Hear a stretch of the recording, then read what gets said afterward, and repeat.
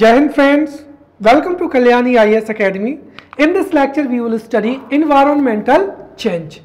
Now start the lecture and understand what is environmental change.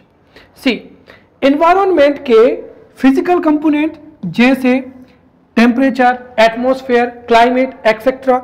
environment के biological component जैसे producer, consumer, right, as well as microorganisms, right. environment के chemical components जैसे soil texture हो जाएगा या chemical composition of water हो जाएगा, chemical composition of soil हो जाएगा जिसमें different nutrients पाए जाते हैं, या social components हो जाएंगे, या cultural components में कोई भी अनवांटेड और अनडिजायरेबल चेंज होता है, राइट. जैसे टेम्परेचर में इंक्रीज होना, पोलर आइस का मेल्ट होना, राइट. रेनफॉल पैटर्न्स में चेंजेस आना, सी लेवल का राइज होना, इन सब को ही क्या कहा जाता है? एनवायरमेंटल चेंज कहा जाता है. उदाहरण के लिए क्या हो जाएगा यहाँ पर? क्लाइमेट चेंज और ग्लोबल वार्मिंग, राइट. तो सिंपली अगर हमको डिफाइन करना हो कि एनवायरमेंटल चेंज क्या है, so unwanted and undesirable changes in the physical, chemical, biological, social and cultural components of the environment is known as environmental change, right. Now what are the various examples of the environmental change, right. Let's study one by one. और एक तरीके से यहाँ पर चार जो हैं examples, जिसमें पहला क्या हो जाएगा? क्लाइमेट चेंज, सेकेंड क्या हो जाएगा? Global warming, third greenhouse effect, right, then acid rain, urban heat island. इनको हम बहुत ही डेप्थ में जाकर पढ़ेंगे क्योंकि एमपीपीएससी प्रीलिम्स में जो है यहाँ से ढेर सारे जो क्वेश्चन है वो पूछे जाते हैं, राइट. आल्सो आगे जाकर जो अपकमिंग लेक्चर्स हैं उसमें हम एनवायरनमेंट प्रोटेक्शन को भी बहुत अच्छे से स्टडी करेंगे. तो डिफरेंट टाइप्स के, चाहे वो UNF, right, United Nations framework on climate change हो, राइट, या क्योटो प्रोटोकॉल हो, राइट, कार्बन क्रेडिट हो, ये सारे के सारे जो टॉपिक्स हैं ये इसी से रिलेटेड हुए हैं जिनसे यूपीएससी या एमपीपीएससी प्रीलिम्स में बहुत सारे एमसीक्यूज जो हैं पूछे गए हैं, राइट. तो ये जो टॉपिक है ये आपके नॉलेज या जो बेसिक कंसेप्ट्स हैं उनको क्लियर करेगा. ऑल्सो सम जो फैक्ट्स हैं हम उनको भी पढ़ते चलेंगे, right. So let's see various examples of the environmental change, right. तो सबसे पहला तो क्या हो जाएगा यहाँ पर? टेम्परेचर में इंक्रीज होना. देखिए, जैसे ही हमारे एनवायरनमेंट में ग्रीन हाउस गैसेस या पॉल्यूटेंट गैसेस इंक्रीज होती हैं तो उसकी वजह से ही ये सोलर एनर्जी को या हमारे अर्थ के रेडिएशन को ट्रैप कर लेती हैं, जिससे टेम्परेचर क्या होता है? इंक्रीज होता है, राइट. और जब टेम्परेचर इंक्रीज होगा तो ऑब्वियसली जो पोलर आइस है वो क्या होगी? मेल्ट होगी, राइट. आपको पता होगा कि जो अर्थ के पोल्स हैं, नॉर्थ पोल और साउथ पोल, यहाँ पर स्नो पाई जाती है and snow is the storage of fresh water, right. This snow और ice is the source of fresh water, right. अगर टेम्परेचर इंक्रीज होने की वजह से ये स्नो या पोलर जो आइस है ये मेल्ट होगी, राइट. तो एक तो फ्यूचर में हमारे लिए फ्रेश वाटर के सोर्सेस डिक्रीज होंगे, राइट. ऑल्सो जब ये स्नो क्या होगी? मेल्ट होगी, तो ऑब्वियसली ये कहाँ जाएगी? ओशियंस में, and this will lead to increase in the sea level, जिससे क्या होगा? कोस्टल जो आइसलैंड्स हैं वो सबमर्ज हो जाएंगे. साथ ही साथ और भी कई क्या होंगी? प्रॉब्लम्स अराइज होंगे, राइट. तो क्लाइमेट चेंज की वजह से जो पहला इफेक्ट है वो क्या होता है? Global temperature, right. So because of this environmental change, right. तो एनवायरमेंटल चेंज में अगर हम देखें तो एक तो क्या हो जाएगा? Increase in, right, increase in global temperature, जिसको ही क्या कहते हैं? ग्लोबल वार्मिंग कहते हैं, जो कि ग्रीन हाउस इफेक्ट की वजह से होता है, राइट. इस ग्लोबल टेम्परेचर या जो ग्लोबल वार्मिंग है इसके साथ ही लंबे समय तक जो है जब टेम्परेचर में इंक्रीज होता है तो उससे क्लाइमेट चेंज भी होती है। Then there is irregularity of rainfall, या जो पैटर्न ऑफ रेनफॉल है वो चेंज हो रहा है, right. Then changes at the socio and cultural क्या हो जाएंगे, लेवल हो जाएंगे। टेम्परेचर इंक्रीज होने की वजह से जो फूड हैबिट्स हैं, क्रॉपिंग पैटर्न है वो चेंज हो रहा है, जिससे सोशल और कल्चरल लेवल पर भी चेंजेस अराइज हो रहे हैं। Then change in the soil quantity and क्या हो जाएगा, प्रोडक्टिविटी हो जाएगी, राइट। सॉइल की जो ह्यूमिडिटी है, डे बाई डे सॉइल की ह्यूमिडिटी डिक्रीज हो रही है, क्योंकि माइक्रो ऑर्गेनिजम्स ऑर्गेनिक प्रोडक्ट को ह्यूमस में कन्वर्ट नहीं कर पा रहे हैं। साथ ही साथ जो मॉइस्चर है वो भी डिक्रीज हो रहा है। This will lead to change in soil quality and क्या हो जाएगा, प्रोडक्टिविटी हो जाएगा। Also deterioration in the quality of water, then origin of new diseases, right. Climate change होगा, राइट, या एनवायरमेंटल चेंजेस होंगे तो उसमें जो माइक्रो ऑर्गेनिजम्स हैं, ह्यूमंस हैं, प्लांट्स हैं, एनिमल्स हैं, वो सर्वाइव नहीं कर पाएंगे और उनको कई प्रकार की जो है हेल्थ इश्यूज को फेस करना पड़ेगा। साथ ही साथ क्या हो जाएगा, ओजोन डिप्लीशन हो जाएगा। Then acid rain, urban heat island and changes in the standard of the living, right. So these are the examples of environmental change, right. Now हम वन बाय वन जो इंपॉर्टेंट टॉपिक्स हैं उनको पढ़ेंगे। The first is climate change. अब climate change, सबसे पहले तो मैं आपको बता देता हूं कि क्लाइमेट चेंज होता क्या है। तो देखिए, क्लाइमेट चेंज को समझने के लिए सबसे पहले आपको पता होना चाहिए क्लाइमेट। ऑल्सो मैं आपको बताना चाहूंगा कि वेदर और क्लाइमेट में क्या अंतर होता है। So the aggregate conditions of temperature, rainfall and wind pattern, right, in a particular area for 3 or 4 months is known as weather, right। तो कुल मिलाकर किसी पर्टिकुलर रीजन की 3 से 4 मंथ के लिए वहाँ की जो टेम्परेचर, राइट, विंड पैटर्न या रेनफॉल की जो एग्रीगेट कंडीशन होती है उनको ही क्या कहा जाता है, वेदर कहा जाता है, right. And the sum of the aggregate condition like temperature, right, rainfall etc for 30 to 40 year is known as climate, right। और क्लाइमेट की वजह से ही किसी पर्टिकुलर एरिया में वेजिटेशन, राइट, वेजिटेशन क्या होता है, डेवलप होता है, राइट। इसी पर क्रॉपिंग पैटर्न डिपेंड करता है, इसी से वहाँ के लोगों के जो फूड हैबिट्स हैं, राइट, या क्लॉथिंग हैबिट्स हैं वो डेवलप होती हैं। तो को ओवरऑल वहाँ का जो लाइफ स्टाइल है, वेजिटेशन है, राइट, वहाँ की जो क्रॉप्स हैं, राइट, वो सब किस पर डिपेंड करती है, क्लाइमेट पर डिपेंड करती हैं। और यदि क्लाइमेट में चेंज होगा तो ह्यूमंस इससे अफेक्ट होंगे, राइट, वेजिटेशन पर इसका नेगेटिव इफेक्ट होगा। साथ ही साथ जो हमारे इन्वायरमेंट के बायोटिक कंपोनेंट्स हैं, जैसे वेजिटेशन है, क्रॉप है, ह्यूमंस है, राइट, हो सकता है वो उस क्लाइमेटिक कंडीशन में सर्वाइव ही ना कर पाए। And this is also possible कि कुछ जो प्लांट्स हैं या कुछ एनिमल्स हैं वो एक्सटिंक्ट भी हो जाएं, राइट। तो कुल मिलाकर ये है कि क्लाइमेट में ऐसे चेंजेस होना जिससे ह्यूमंस पर, प्लांट्स पर, ऑर्गेनिजम्स पर नेगेटिव इम्पैक्ट होता है, उसको ही क्या कहा जाता है, क्लाइमेट चेंज कहा जाता है, राइट। और भी अगर मैं इसके बारे में बताना चाहूँ तो देखिए, क्लाइमेट चेंज के बारे में, climate change means a change of climate which is attributed directly or indirectly to human activity, right, that alters the composition of atmosphere या global atmosphere and which is addition to natural climate variabilities, right, observed over comparable time period या 100 years। तो 100 years में जो climatic variability होती है उसको ही क्या कहा जाता है, climate change कहा जाता है। और इन अदर वर्ड्स अगर आप इसको कम से कम शब्दों में समझें तो climate change is usually measured in major shifts in temperature, rain, snowfall, wind patterns lasting decades or more. So simply climate change is usually major shifts in temperature, right, rainfall, snow and wind patterns lasting decades or more। अब जो climate change है उसका reason क्या है, right? So reason is the human activity, right? Human activities are responsible for climate change, right? Y?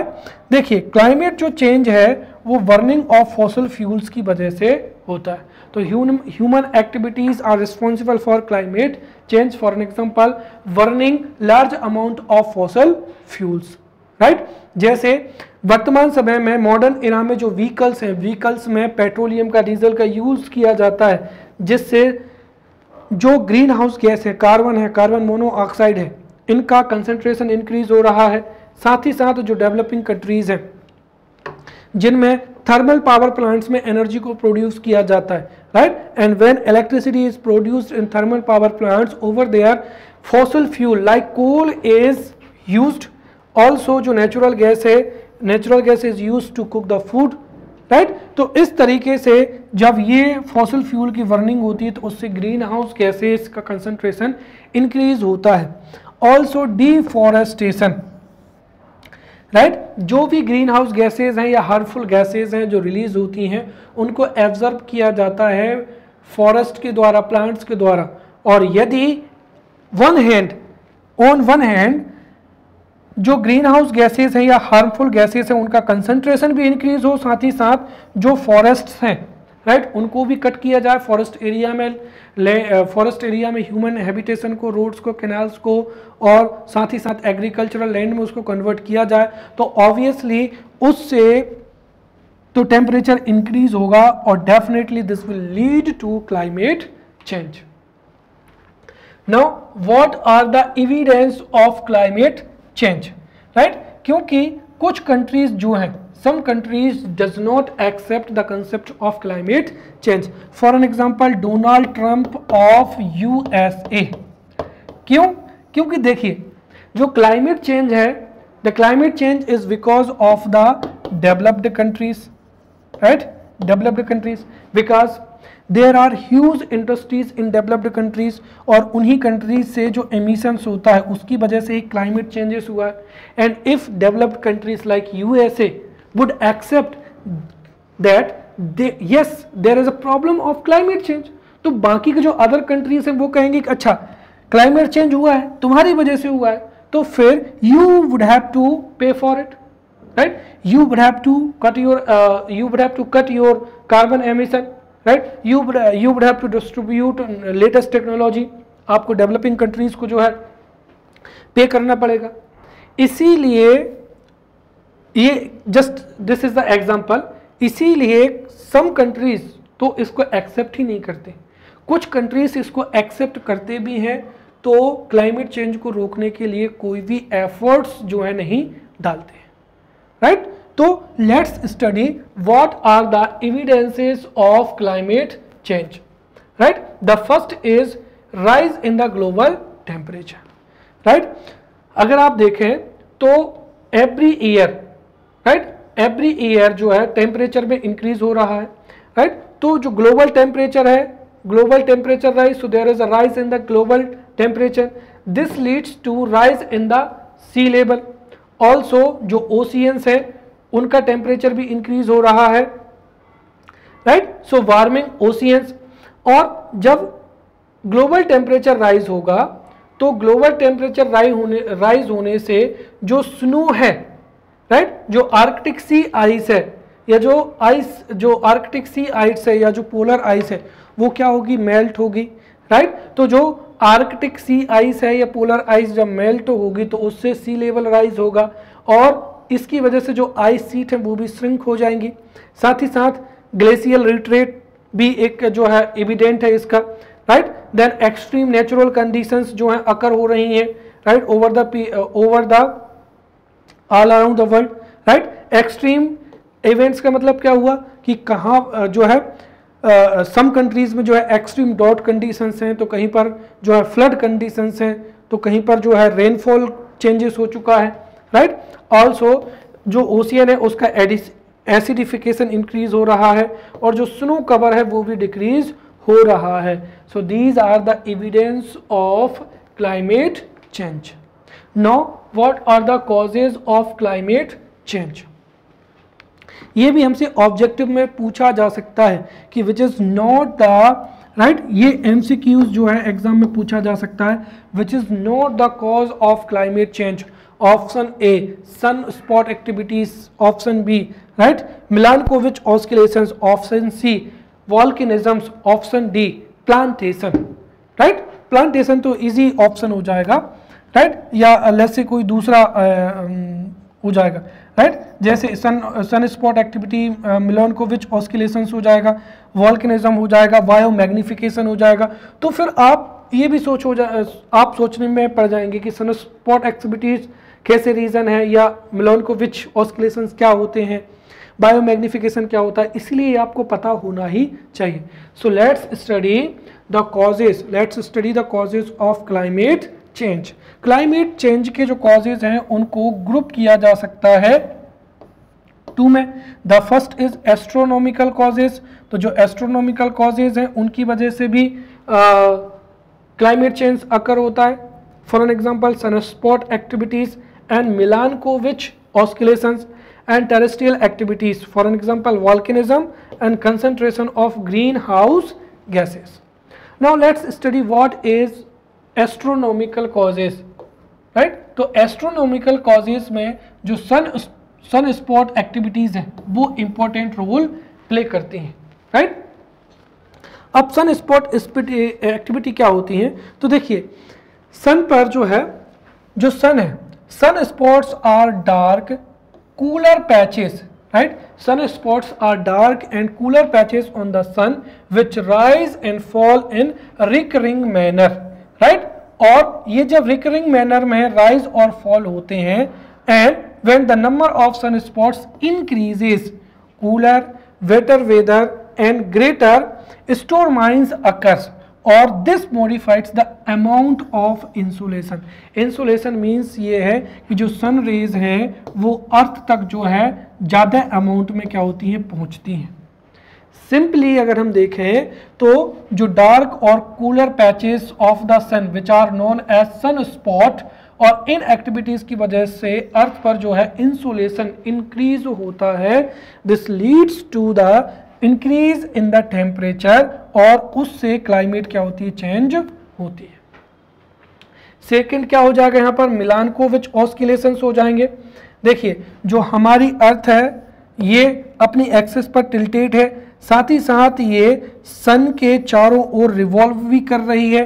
तो सन की जब सन जो हमारा अर्थ है राइट, अर्थ जब सन के चारों ओर रोटेट करती है तो उसकी जो एक्सियल पोजीशन है राइट, जो अर्थ की जो एक्सियल टिल्ट पोजीशन है, इसकी वजह से भी इंसुलेशन इंक्रीज और डिक्रीज होता है। दिस लीड्स टू इंक्रीज और decrease in the temperature, ultimately change in the climate. तो इस तरीके से आपको दो फैक्ट्स याद रखने हैं, सन स्पॉट एक्टिविटीज और Milankovitch oscillations right are the causes of the climate change. Then terrestrial causes में सबसे पहला क्या हो जाएगा, वॉल्केनिज्म हो जाएगा right. So whenever there is a volcanic activity right, volcanic eruption right, volcanic eruption throws up loads of aerosol in the atmosphere right. तो जब कभी वॉल्केनिक एक्टिविटी होगी देन दिस एक्टिविटी या volcanic eruption throws up loads of aerosols in the atmosphere. और ये जो aerosol है right, these aerosol जो है ये एटमॉस्फेयर में परसिस्ट करते हैं right, persist for a suitable period of time, decreasing the radiation of sun reaching the surface of the earth।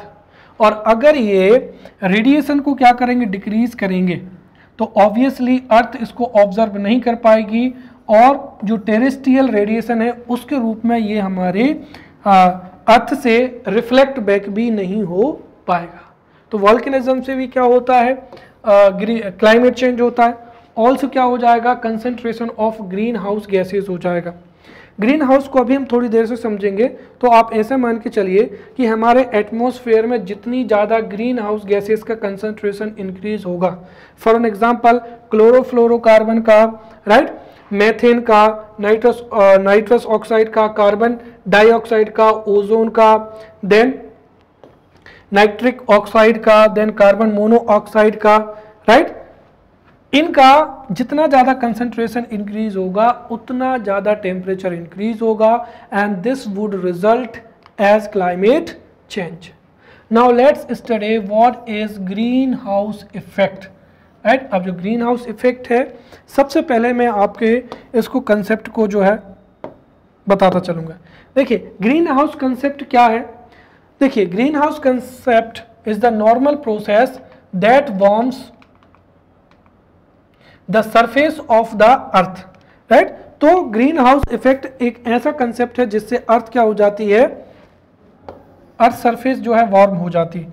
Let's say this is earth, right, and this is our atmosphere.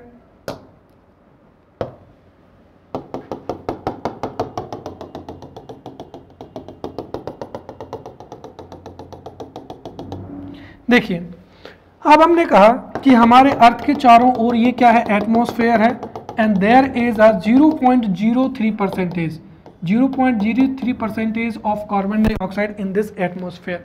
अब normal conditions में क्या होता है उसको समझिए आप।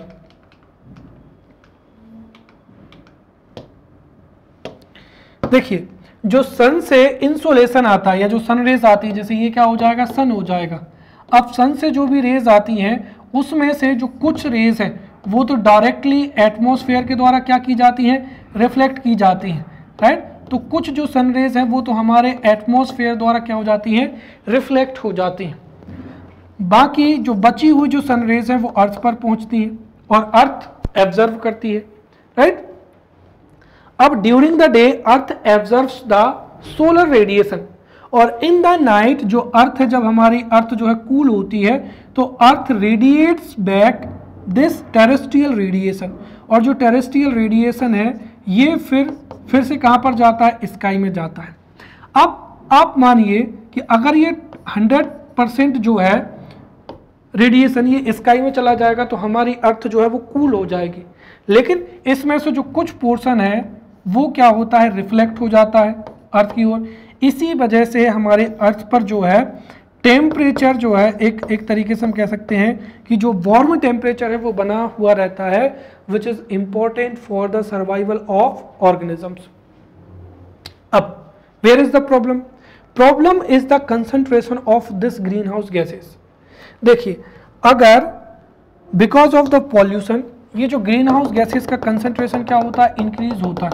तो ये जो ग्रीन हाउस गैसेस का कंसंट्रेशन जितना इंक्रीज होगा उससे होगा क्या, जैसे ये देखिए ये कंसंट्रेशन ज़्यादा हो गया, तो इस कंसंट्रेशन ज़्यादा होने की वजह से अब जो टेरेस्ट्रियल रेडिएशन या अर्थ की जो हीट थी जो स्काई में क्या हो रही थी, रिफ्लेक्ट हो रही थी, वो कहाँ पर, एटमॉस्फेयर में, सॉरी स्काई में, या हम कह सकते हैं कि जो है अंतरिक्ष, ठीक है, स्पेस में, सॉरी। तो ये जो जितना भी टेरेस्ट्रियल रेडिएशन स्पेस में रिलीज हो रहा है वो स्पेस में रिलीज नहीं होगा और उसकी वजह से वो पूरा का पूरा रेडिएशन कहाँ पर, अर्थ पर रिफ्लेक्ट हो जाएगा और अर्थ पर रिफ्लेक्ट हो जाएगा तो उससे क्या होगा, अर्थ का टेम्परेचर क्या होगा, इंक्रीज होगा। और इस फिनोमिना को ही क्या कहते हैं, ग्रीन हाउस इफेक्ट कहते हैं, राइट। तो ग्रीन हाउस इफेक्ट क्या है, the greenhouse effect is normal process that warms the surface of the earth, right. जो सोलर रेडिएशन होता है, right, the solar radiation reaches the atmosphere of the अर्थ और कुछ पोर्शन एटमॉस्फेयर के द्वारा absorb कर लिया जाता है।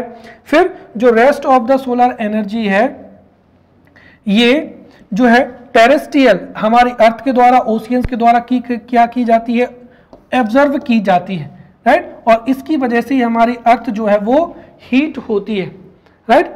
अब जो हीट है, हीट जो है टेरेस्ट्रियल रेडिएशन के रूप में अर्थ के द्वारा क्या की जाती है, रिलीज की जाती है and some of this heat is trapped by the green house gases, जिसकी वजह से हमारा टेम्परेचर वार्म बना रहता है टू सस्टेन द लाइफ।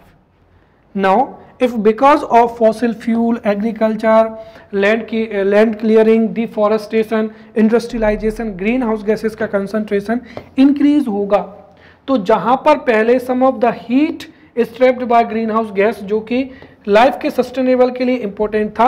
अब ये एक्स्ट्रा हीट को क्या करेगी, ट्रैप करेगी।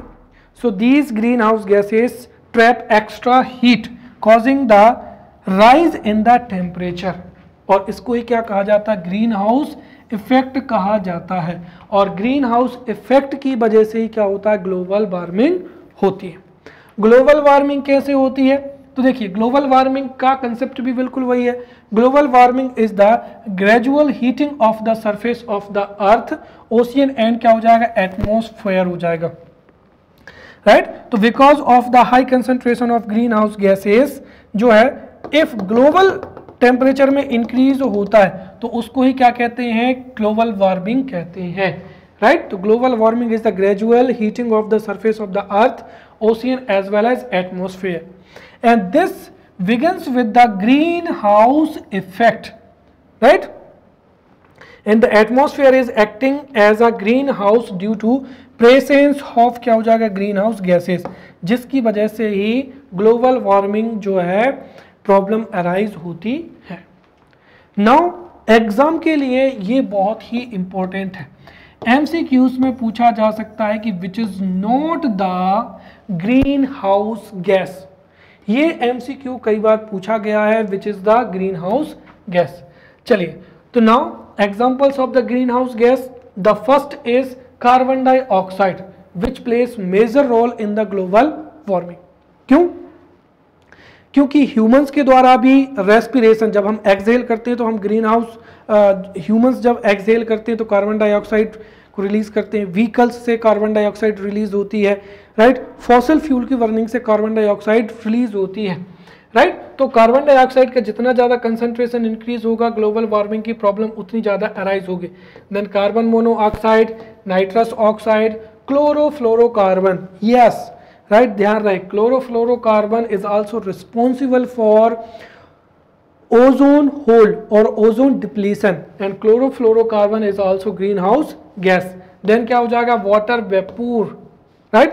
Then sulphur hexachloride and ozone, तो इसमें से वाटर वेपूर भी क्या है, ग्रीन हाउस गैस है, एंड क्लोरोफ्लोरोकार्बन भी ग्रीन हाउस गैस है, राइट।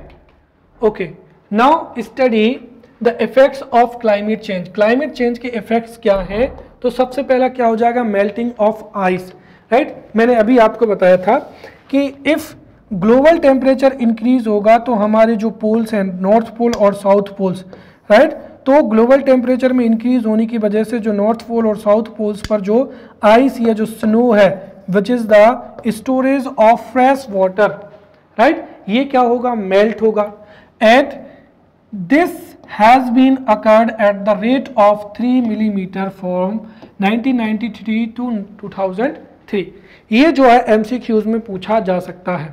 तो melting of ice at the rate of 3 millimetre from 1993 to 2003, और यदि आइस मेल्ट होगी तो उससे क्या होगा, right, because of the melting of ice there is a rise of sea level, right. Also जो ओशियन करेंट्स हैं उनमें भी चेंजेस आ रहे हैं, and the most important, the frequency and number of the frequency of tropical cyclone is increasing day by day.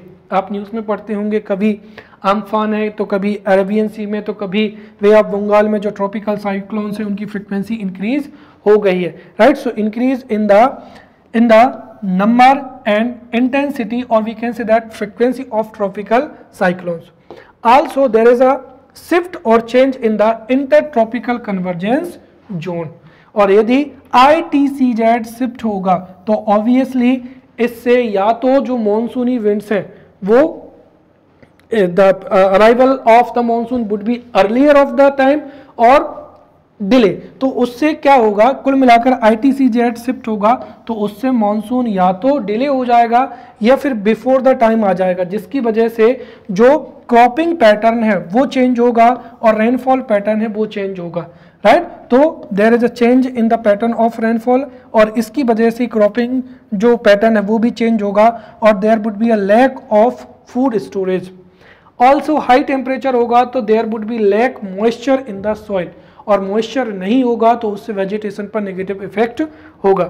Also negative impact on क्या हो जाएगा, agriculture, then lack of forest, right, and global warming की वजह से जो forest fire है ये भी डे बाई डे इंक्रीज होती जा रही है। Now climate change and India, right. अब देखिए यहाँ पर हम केवल और केवल इंडिया के स्टैंड को पढ़ेंगे, right. Earlier I told you that कि जैसे डोनाल्ड ट्रंप है, right, Donald Trump, right, who was the president of USA, right, उन्होंने एक स्टेटमेंट दिया था कि जो क्लाइमेट चेंज है, climate change is propaganda against the developed countries by developing countries.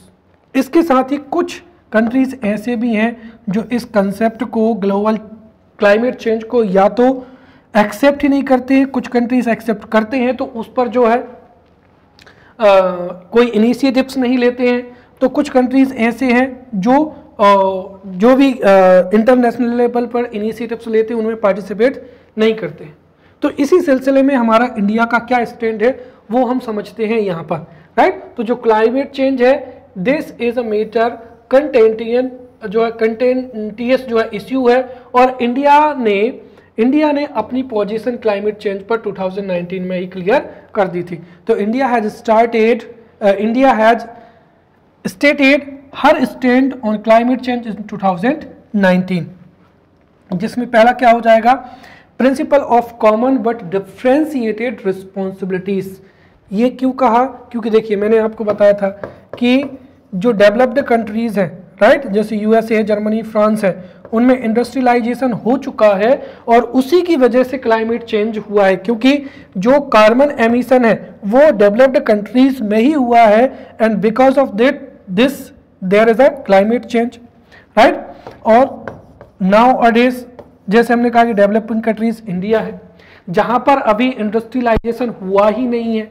Industrialisation नहीं हुआ तो इन्होंने कार्बन एमिशन में भी अपना कंट्रीब्यूशन नहीं दिया है, राइट। तो कहने का तात्पर्य यह है कि climate change is because of the developed countries, और आज अगर हम क्लाइमेट चेंज को रोकने के लिए कार्बन एमिशन को कट करते हैं तो डेवलप्ड कंट्रीज तो ऑलरेडी वहां पर मॉडर्न टेक्नोलॉजी है, उनकी इकोनॉमी भी अच्छी है, बट जो डेवलपिंग कंट्रीज हैं उनके लिए तो डेवलपमेंट के जो डोर हैं वो ही क्लोज हो जाएंगे, right. If India has to cut the carbon emission then definitely हमारे इंडिया में इलेक्ट्रिसिटी की क्या होगी, electricity, there would be lack of electricity, और उसकी वजह से हमारी जो ग्रोथ है वो क्या हो जाएगी, डिक्रीज होगी।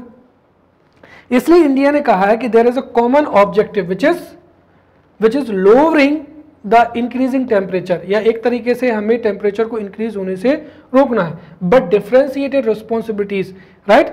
जो developed countries are responsible for climate change, therefore climate change के लिए जो डेवलप्ड कंट्रीज हैं उनको फाइनेंशियली कंट्रीब्यूट करना पड़ेगा, टेक्नोलॉजी को ट्रांसफर करना पड़ेगा, राइट। न्यू जो फाइनेंशियल अरेंजमेंट्स हैं, इनिशिएटिव्स हैं, वो लेने पड़ेंगे। So India has stated the principle of common but differentiated responsibilities. Second, reduction of green house gases, right. और जो ग्रीन हाउस गैसेस रिड्यूस होंगे तो उससे ग्लोबल वार्मिंग भी क्या होगा, रिड्यूस होगा। तो global warming should not exceed, या global temperature, right, global temperature should not exceed 2 degree centigrade above the pre industrial area, right. Also इसको फ्यूचर में 1.5 डिग्री सेंटीग्रेड भी किया जाएगा। देन क्या हो जाएगा, मिटिगेशन एंड एडॉप्शंस, जो जितने भी कंट्रीज हैं उनको क्लाइमेट चेंज से फाइट करने के लिए मिटिगेशन एंड टेक्नोलॉजी को एडॉप्ट करना चाहिए। देन क्या हो जाएगा, फाइनेंशियल अरेंजमेंट, सो दैट जो डेवलपिंग कंट्रीज हैं वो कार्बन एमिशन को कट कर सकें। देन टेक्नोलॉजी ट्रांसफर्स, जो मॉडर्न कंट्रीज हैं जिनमें न्यूक्लियर एनर्जी का प्रोडक्शन होता है, जिनमें इलेक्ट्रिक व्हीकल्स हैं, उस टेक्नोलॉजी को ट्रांसफर करना चाहिए ताकि कार्बन एमिशन को कट किया जा सके। Also per capita versus total carbon emissions. So ये जो कंसेप्ट्स हैं ये India has stated in 2009। Now Indian efforts to prevent climate change, और जिसमें एक सबसे बड़ा प्लान आता है national action plan on climate change, right. तो यहाँ से तो एग्जाम में क्वेश्चन बनेगा ही बनेगा, राइट। सो इंडियन एफर्ट्स, पहली चीज तो ऑब्जेक्टिव में यही पूछा जाएगा, right, what is the Indian effort to prevent climate change. तो उसमें आपको ऑप्शन में क्या टिक करना है, नेपेक, right, national action plan on climate change. Second, ये कब फॉर्मुलेट हुआ है 8 जून 2008 को। तो national action plan on climate change has been formulated in India on 8 June 2008, जिसमें 8 मिशंस का ऑब्जेक्टिव रखा गया and these 8 missions have to be completed till 2017। The first क्या हो जाएगा, नेशनल सोलर मिशन, हमको कार्बन एमिशन को कट करना है। For that we have to increase the alternative energy resources, और उसमें बेस्ट क्या हो जाएगा, सोलर एनर्जी। तो नेशनल सोलर मिशन के तहत India has to generate 1000 megawatt solar energy every year with the help of photovoltaic technology, right? Second, national water mission, national water mission के तहत इंडिया में जो वाटर यूज एफिशिएंसी है उसको 20% increase करना है। मॉडर्न मेथड से हमको जो है इरिगेशन और जो वाटर ट्रीटमेंट है उस पर फोकस करना है। Then national mission for green India, and under this mission the forest cover in India would be increased from 23% to 33%. Next, national mission for enhanced energy efficiency, right? और इसके तहत ही India में LED है, right? LED है, tubelight है, right? LED है, और जो enhanced जो टेक्नोलॉजी है उसकी ओर जो है प्रेफर करना पड़ेगा। जैसे इंडिया में पहले 100 वॉट के जो है बल्ब यूज किए जाते थे, राइट? और therefore there was a high electricity consumption, but if we use instead of 100 watt bulb, right, LED, तो उससे एनर्जी का क्या होगा, सेव होगा। तो under national mission for enhanced energy efficiency a target has been set to save 10,000 megawatt of energy by 2012. Then national mission for sustainable habitat, और इसके तहत डेवलपमेंट ऑफ सस्टेनेबल हैबिटेट जो स्टैंडर्ड्स हैं वो फॉर्मुलेट किए जाएंगे। Then national mission for sustainable agriculture, national mission for sustaining Himalayan ecosystem, right? National mission on strategic knowledge for climate change, right? So आपको ये भी पता होना चाहिए कि national action plan on climate change जो है फॉर्मुलेट हुआ था 8 जून 2008 को क्लाइमेट चेंज से फाइट करने के लिए है, जिसमें कितने मिशन है, 8 मिशन है। इससे एमसीक्यूज बन सकता है, और ये टोटल 8 मिशन के जो नेम है आपको ये पता होने चाहिए, राइट? नेक्स्ट हो जाएगा efforts to prevent climate change at international level, और उसमें सबसे बड़ा नाम आता है किसका, UNFCCC का, right? To protect the environment there was a Stockholm conference in 1972, right?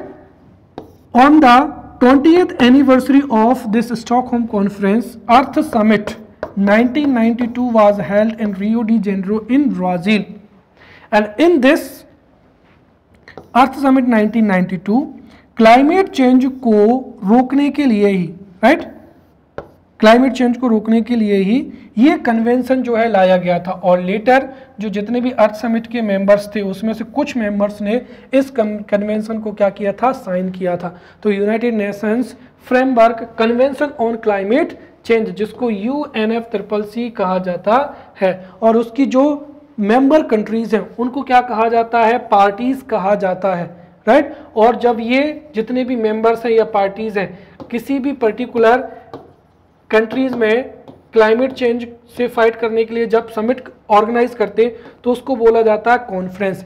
इसीलिए जो COP लिखा है इसका मतलब क्या हो जाएगा, COP16, विच मीन्स UNFCCC के जो जितने भी मेंबर्स हैं उनकी क्या है, कॉन्फ्रेंस हुई है। और इन कॉन्फ्रेंस में से जो क्योटो कन्वेंशन है, राइट, जिसको COP3 भी कहते हैं, which is the most important, जिसमें कार्बन क्रेडिट की जो कंसेप्ट था वो लाया गया था, राइट? तो UNFCCC is specially to fight against the climate change, right? और इसकी एवरी ईयर जो मीटिंग होती है उसको COP कहा जाता है। अब ये जो जितने भी COP हैं, एक तो यहाँ से जो है MCQs फॉर्म होते हैं, राइट? ये करंट अफेयर्स से भी पूछा जा सकता है कि वेयर द COP27 हेल्ड, तो आपको पता होना चाहिए कहाँ हेल्ड हुई, कब हेल्ड हुई, राइट? तो COP जैसे COP 23 है वो 2070 में हेल्ड हुई है। कहाँ पर? बोन, इसीलिए इसको क्या कहा जाता है? बोन कॉन्फ्रेंस कहा जाता है। अब इसमें से जो COP फर्स्ट है, COP 3 है, कुछ कुछ जो COP है या कुछ कुछ जो कॉन्फ्रेंस है वो बहुत ही इंपॉर्टेंट है, जिसको आगे हम जब when we will study the conservation of environment तो उसमें हम UNFCCC के जो जितने भी कॉन्फ्रेंस हैं उनको बहुत ही डिटेल में पढ़ेंगे, राइट। इन दिस लेक्चर जो है हमें एनवायरमेंटल चेंज के सभी टॉपिक्स को क्या करना है? कंप्लीट करना है। तो ये भी सिलेबस में है, इसकी भी PPT रेडी हो चुकी है, इसको हम आगे पढ़ेंगे UNFCCC को। क्लियर? साथ ही साथ the main conferences to prevent climate change at the international level, उसमें एक तो अर्थ समिट के बारे में मैंने बताया है। क्योटो प्रोटोकॉल कन्वेंशन 1997 में हुआ था जो कि COP 3 था, इसमें कार्बन क्रेडिट की कंसेप्ट को लाया गया था। जोहान्सबर्ग कॉन्फ्रेंस हो जाएगा 2002, नौसदुआ कॉन्फ्रेंस हो जाएगा 2007, कोपेनहेगन कॉन्फ्रेंस हो जाएगा 2009 एंड रियो 20 जो कि 1992 के 20 ईयर आफ्टर कहाँ पर हुआ था? 2012 में। क्लियर? नाउ हो जाएगा एसिड रेन, और एसिड रेन से भी जो है क्वेश्चंस आते हैं एंड दिस इज इजी। बस जो आपको फैक्चुअल इंफॉर्मेशन है वो ये याद रखना है कि कौन कौन से एसिड्स जो है फॉर्म होते हैं, सल्फ्यूरिक एसिड, सल्फ्यूरस एसिड और nitric acid, and this is directly related to air pollution. देखिए जो व्हीकल्स होते हैं, व्हीकल्स हैं, इंडस्ट्रीज हैं, उनसे हार्मफुल गैसेस जो हैं एनवायरनमेंट में एक्यूमुलेट होती हैं, जो कि वाटर ड्रॉपलेट से रिएक्ट करती हैं और एसिड फॉर्म होता है। जब यही एसिड रेन के साथ में अर्थ तक पहुंचता है तो उसको ही एसिड रेन कहते हैं। So when sulphur dioxide, trioxide, nitrogen oxides interact with water droplets and form sulfuric acid, sulfurous acid and nitric acid, and reaches the earth along with rain water is known as acid rain. Acid rain की वजह से vegetation, humans, right, और aquatic system क्या होता है? Affect होता है। Also जो जितना भी हमारे मोनूमेंट्स हैं या हेरिटेज प्लेस हैं वो भी अफेक्ट होते हैं, क्योंकि एसिड रेन की वजह से जो हेरिटेज प्लेस हैं या मोनूमेंट्स हैं, राइट, उनकी साइन डिग्रेड होती है, right. For an example Taj Mahal. अब अगर हम देखें तो वर्ल्ड में कुछ कंट्रीज ऐसे हैं जहां पर इंडस्ट्रीज ज़्यादा हैं and where there is a high there, जहां पर इंडस्ट्रीज ज़्यादा होंगी वहीं पर पॉल्यूशन ज़्यादा होगा और वहीं पर एसिड रेन का इफेक्ट भी ज़्यादा होगा। तो adverse effects of acid rain in the world, the first is north east industrial region of China, south east Asia, south west India जिसमें Maharashtra and Gujarat, and north eastern United States. Now let's study ozone layer depletion, right? Ozone layer depletion. अब ozone layer क्या है, then ozone layer का depletion क्या है? तो देखिए हमारे अर्थ के जो एटमॉस्फेयर है, एटमॉस्फेयर में ही जो है कौन सी गैस पाई जाती है, राइट? ओजोन गैस पाई जाती है। और ये जो ओजोन गैस है इसका कंसंट्रेशन जब 300 डॉप्सन होता है, सबसे पहली चीज तो MCQs के लिए आप यही याद रखें, राइट, कि जो ओजोन लेयर है उसको किस में मेजर किया जाता है? डॉप्सन में मेजर किया जाता है। यदि if the concentration of ozone is 300 Dobson, तो ये जो ओजोन लेयर है this absorbs the ultraviolet UV rays, right. और ये अल्ट्रावायलेट रेज को यदि ये ओजोन एब्जॉर्ब कर लेगी तो definitely we would be protected from these ultraviolet rays. But यदि क्लोरोफ्लोरोकार्बन जैसी गैसेस की वजह से यदि ओजोन के जो पार्टिकल्स हैं वो रिड्यूस होते हैं, कंसंट्रेशन डिक्रीज होता है और ये 220 डॉप्सन से भी जो है लेवल डिक्रीज हो जाता है, तो उसको क्या कहते हैं? ओजोन लेयर डिप्लीशन या ओजोन होल कहते हैं। तो सिंपली क्या हो जाएगा यहाँ पर? Ozone layer depletion refers to the thinning of, right, ozone layer depletion refers to the thinning of protected ozone layer in the atmosphere. और in other words we can say that when the concentration of ozone layer decreases below 200 dopson in the atmosphere, this is known as ozone hole or ozone layer depletion, right? और ये atmosphere में certain chemicals जैसे chlorine के presence की वजह से होता है, right. Chemical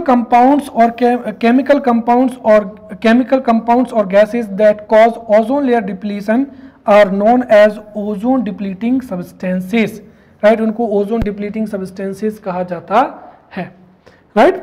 for an example अगर हम देखें तो अंटार्कटिका के ऊपर जो है ओजोन होल को जो है देखा गया है। अब जो एग्जाम्पल्स है किसके, ओजोन डिप्लीटिंग सब्सटेंसेस के, ये भी एग्जाम में एमसीक्यूज के रूप में पूछा जा सकता है। तो examples of ozone depleting substances, the first is chlorofluorocarbon, जिस पर हम पहले भी चर्चा कर चुके हैं, राइट। तो chlorofluorocarbons, then hydrochlorofluorocarbons, then carbon tetrachloride, then methyl chloroform, then hydrobromofluorocarbons, then क्या हो जाएंगे, हेलोन्स। इसमें से अगर हम देखते हैं क्लोरोफ्लोरोकार्बन, तो क्लोरोफ्लोरोकार्बन को कूलेंट के रूप में रेफ्रिजरेटर्स तथा जो है कंडीशनर्स में यूज किया जाता है। देन जो मेथिल क्लोरोफॉर्म है, this methyl chloroform finds its application usually in industries for chemical processing, and carbon tetrachloride जो है उसका यूज सॉल्वेंट के रूप में किया जाता है। क्लियर। अब ओजोन लेयर डिप्लीशन के इफेक्ट्स क्या होते हैं, ये भी एग्जाम में एमसीक्यूज के रूप में पूछे जा सकते हैं, right. So if the ozone layer depletes and if there is a ozone hole, then definitely UV rays may reach to earth and may reach to humans as well as vegetations and organisms, और उसकी वजह से skin cancer, right, skin problem और skin ulcers जो हैं वो arise होंगे। तो skin cancer, skin diseases and ulcers in human are increasing because of the ozone depletion. Also इससे ह्यूमिडिटी भी जो है डिक्रीज होती है, राइट। अब जो CFC है उनकी वजह से ओजोन लेयर डिप्लीशन होता है, और CFC की वजह से ही क्या होता है, ग्लोबल वार्मिंग भी हो रहा है। क्लियर। प्लांट्स और जो माइक्रो ऑर्गेनिजम्स है वो अफेक्ट होते हैं, फूड चेन क्या होती है, अफेक्ट होती है। नाउ ओजोन लेयर का जो प्रिजर्वेशन है वो कैसे किया जाता है ये हम यहाँ पर समझेंगे। तो देखिए, अर्थ पर जो है स्किन डिसीज या स्किन कैंसर जैसी प्रॉब्लम्स अराइज ना हो, for that this is necessary that जो ओजोन लेयर है उसको प्रोटेक्ट किया जा सके, right. And the depletion of ozone layer is serious issue and various programs and initiatives has been launched at international level. साथ ही साथ जो इंडिविजुअल स्टेप्स हैं वो भी जो है लेने चाहिए। ओजोन लेयर को प्रोटेक्ट करने में सबसे महत्वपूर्ण है द मॉन्ट्रियल प्रोटोकॉल। इससे डिफरेंट क्वेश्चंस जो हैं वो एग्जाम में फॉर्म हो सकते हैं। देन वियना कॉन्फ्रेंस हो जाएगा and IMO international maritime organization हो जाएगा। तो जो इंटरनेशनल मैरीटाइम ऑर्गेनाइजेशन है इसका क्या कॉन्ट्रीब्यूशन है, तो the international maritime organization mandated cargo ships जो कि क्या करते हैं, कार्गो एक कंट्री को दूसरी कंट्री तक ले जाते हैं, must not use the fuel that has sulfur content any higher than 0.5%। तो सल्फर कंटेंट यदि 0.5% से ज़्यादा होगा तो उससे ओजोन का डिप्लीशन होगा, and this would be implemented from 1 January 2020। Second क्या हो जाएगा, द वियना कन्वेंशन, राइट।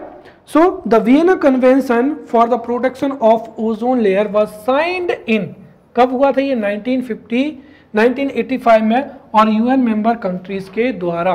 तो the Vienna Convention for Protection of Ozone Layer was signed in 1985, under which UN member countries recognized the importance of curbing the damage to ozone layer, और इसी की वजह से सभी कंट्रीज मॉन्ट्रियल प्रोटोकॉल के लिए क्या हो गए थे, एग्री हो गए थे।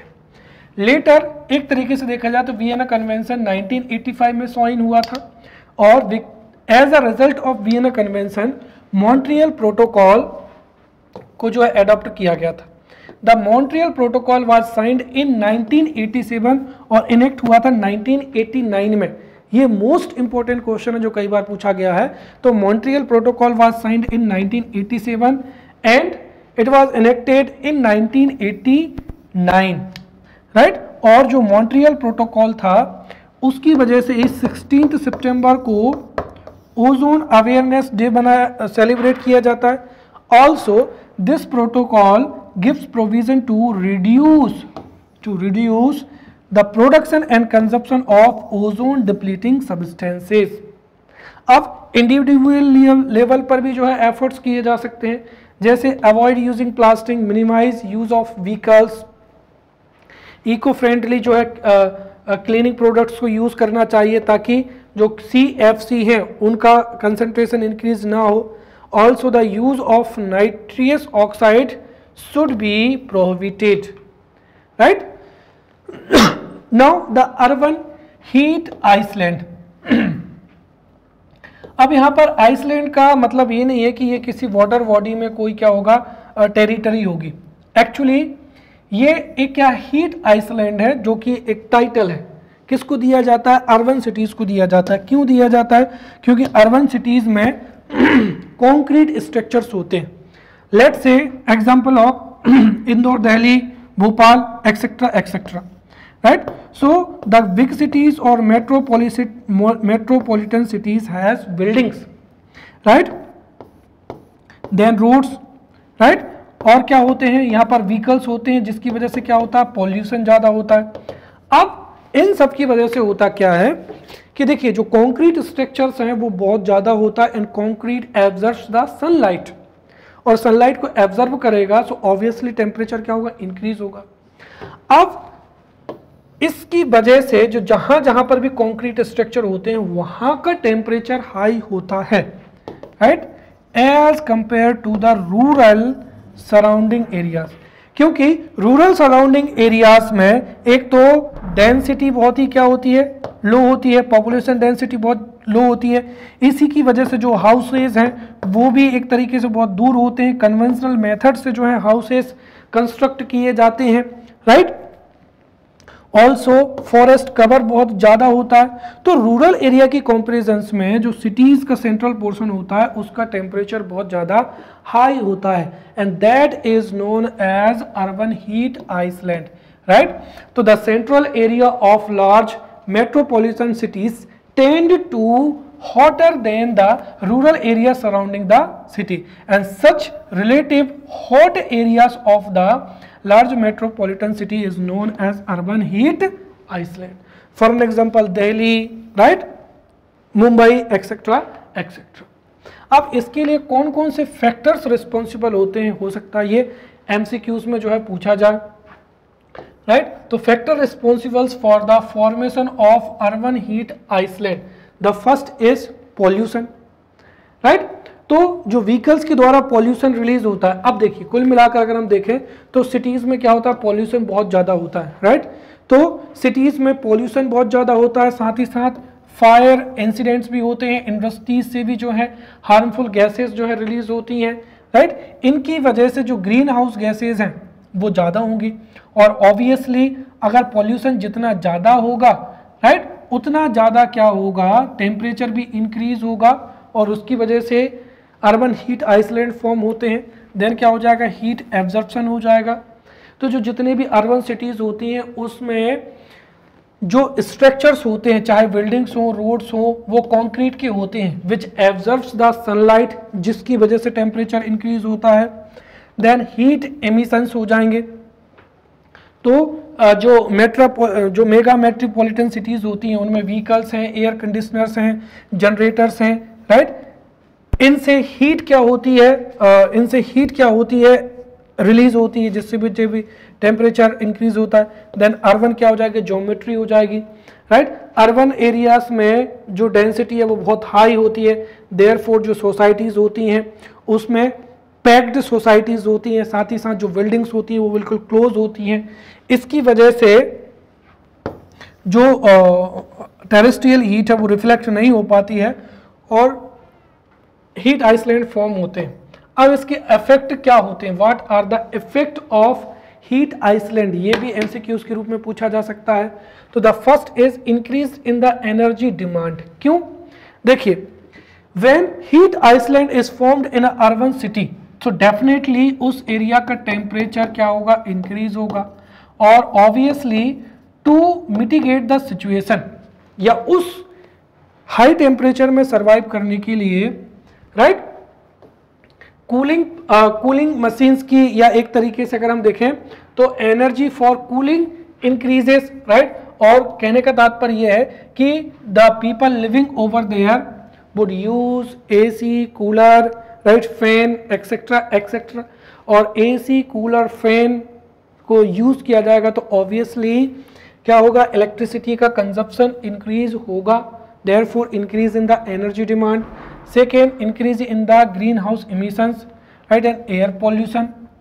देखिए क्या होगा कि if there is a increase in the electricity, then definitely electricity को प्रोड्यूस किया जाएगा। किस में प्रोड्यूस किया जाएगा? थर्मल पावर प्लांट्स में। And if the electricity is produced extra, then definitely for that amount again green house gas का emission increase होगा और एयर पॉल्यूशन भी बढ़ेगा। Then inconvenience and danger to human health, right. Humans या जो जितने भी प्लांट्स हैं या एनिमल्स हैं वो एक स्पेसिफिक टेम्परेचर रेंज में ही सर्वाइव कर पाते हैं। यदि हीट या टेम्परेचर इंक्रीज होगा सो डेफिनेटली इससे कई डिसीजेज होंगी, डिहाइड्रेशन होगा, हार्ट स्ट्रोक होगा और क्रैम्प्स होंगे। Then effects on plants, forest and animals, इन पर सब पर नेगेटिव इफेक्ट होगा। Now what are the remedial measures to urban heat islands? तो अर्बन हीट आइसलैंड के रेमेडियल मेजर्स कौन कौन से? तो सबसे पहली चीज तो ये है कि जो अर्बन हीट आइसलैंड्स में जो बिल्डिंग्स हैं, बिल्डिंग्स की जो रूफ है, राइट, वो light coloured concrete white roof white होना चाहिए। क्यों? क्योंकि यदि बिल्डिंग की light coloured concrete white roof होगी तो उससे अल्बेडो इंक्रीज होगा, विच मीन्स जो एनर्जी है उसका रिफ्लेक्शन क्या होगा? बढ़ेगा। और रिफ्लेक्शन बढ़ेगा अर्थात उस एनर्जी का एब्जॉर्प्शन कम होगा, रिफ्लेक्शन बढ़ेगा तो टेम्परेचर में कमी आएगी। ऑल्सो ग्रीन रूफ्स, कुल मिलाकर ये है कि रिफ्लेक्टेंस कोटिंग, जो रूफ्स हैं वो हाई रिफ्लेक्टेंस कोटिंग से बनी हुई होनी चाहिए ताकि मैक्सिमम एनर्जी रिफ्लेक्ट हो जाए। Also emphasis should be laid on the construction of green buildings, right. और ग्रीन बिल्डिंग्स का मतलब क्या हो जाएगा कि जो बिल्डिंग्स हैं, बिल्डिंग्स की रूफ पर ट्रीज या जो प्लांटेशन है वो प्रमोट किया जाना चाहिए, राइट। साथ ही साथ प्रॉपर वेंटिलेशन होना चाहिए। Also emphasis should be given on technology and infrastructure, जो लेटेस्ट टेक्नोलॉजी है, इंफ्रास्ट्रक्चर है, उससे अलॉन्ग विद द रोड्स जो है ग्रीनरी या फॉरेस्ट्री को इंक्रीज करना चाहिए। साथ ही साथ जो इलेक्ट्रिक व्हीकल्स हैं उनको प्रमोट करना चाहिए ताकि पॉल्यूशन कम हो और टेम्परेचर भी कम हो, right? So in this way we have studied environmental change. Now we will meet in upcoming lecture. Till then, thank you.